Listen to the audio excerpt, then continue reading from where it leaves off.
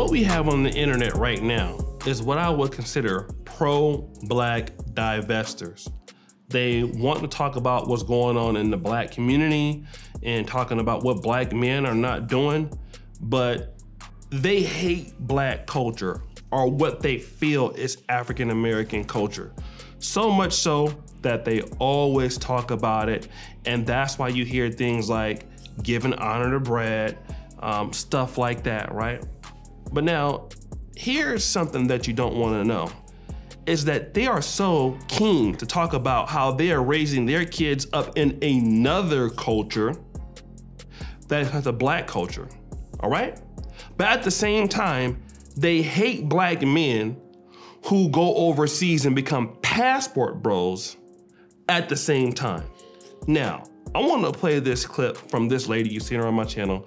She's a divestor. She was married to a man of another race. But I want you to listen to what she has to say. A bit controversial subject when you start talking about being divested is having children. Yeah, because if you're divested from these guys, you certainly are not going to lay down and replicate one of them. Now, the vanity part says, oh yeah, I would like to have children that look like me. And as far as that goes, I didn't care about that. You know what I cared about? I cared about having a child who, look, I'm going to be really honest and blunt. I was trying to balance some BS in my own DNA. Okay. Uh-oh, trying to balance some BS in our own DNA, okay? Okay, because, yeah, I'm a bright woman, but I also have learning disabilities. Let's be real, I'm on the autism scale. Let me leave that alone. Is what it is, but pretty bright. So when I got ready to choose a man I wanted to procreate with, I wanted to mix my precious DNA with, I chose a man that I thought had all the wonderful qualities that I admire in men.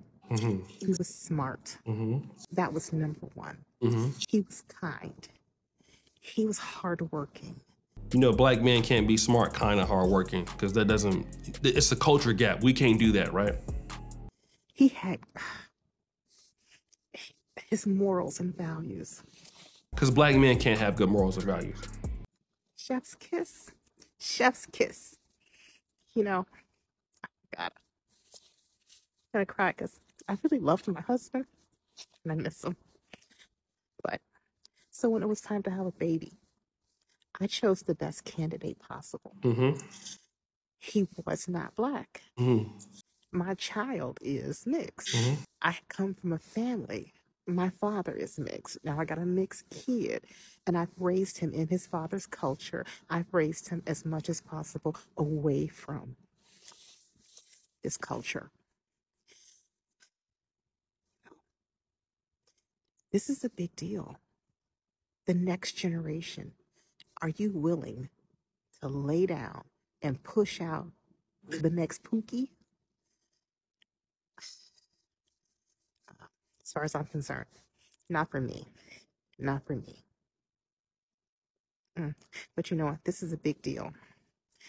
Don't give them your wounds, lady, because they don't even like you. Don't even like these kids. Choose a father for your children who actually loves you, will love that child, will be responsible for that child. Because anything else, you're selling yourself short. You are giving yourself a hard road to hoe. Oh, y'all gonna have to forgive me with all these old-timey phrases. Y'all know I'm old. So you guys heard that. This is a woman who's a divestor. I've seen this same woman who get mad at black men who don't want to marry black women, okay? Because she even said that black men are the biggest threat to the black community. In fact, I'm gonna play that TikTok clip right now, and then we'll come back. So, for black women, the biggest threat we have outside the home, of course, is racism. The biggest threat we have inside the home is these guys. But what is the biggest threat, the absolute biggest threat to Black women in the United States? The men who are not leading the community, who are not marrying us, who are not taking care of their children, who are preying on us when it comes to everything from domestic violence to SA, who is putting babies in us to tie us down and to keep us rooted in poverty so we can't achieve, who has an entire propaganda campaign for generations against us.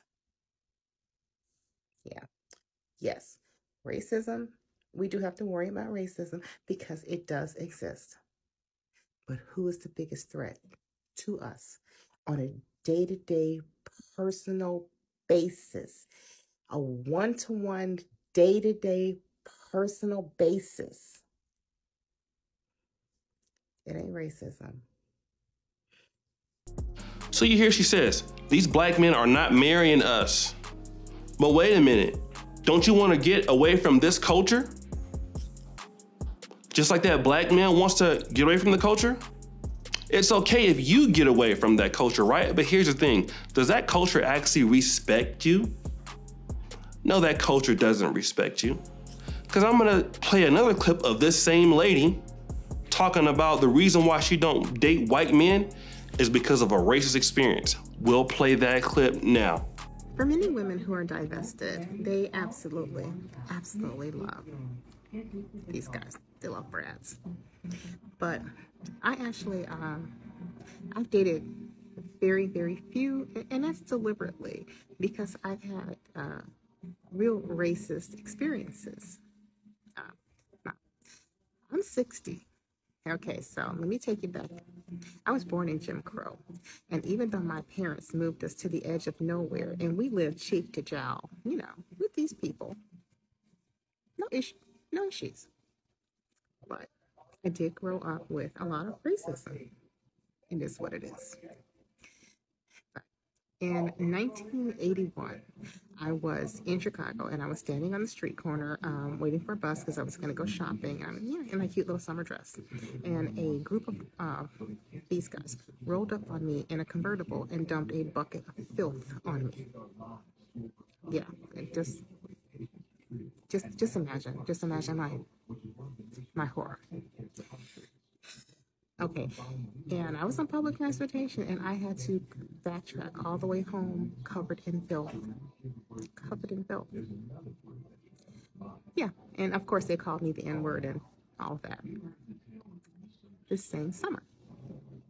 My parents, like, a lot of people who live like around the Chicagoland area, they have vacation homes or summer cabins in Michigan. And my parents, they had upgraded from their, summer cabin and had bought a really nice little vacation home that's set back on some acreage in Michigan. Well, the people who lived in that town, we didn't know it was a sundown town. Burned the house down. So for many years, I was very, very cautious around these people.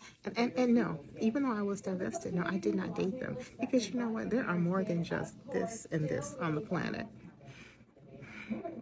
So, but I do understand that people think, that BRAGS, yeah, I love BRAGS. I love everybody.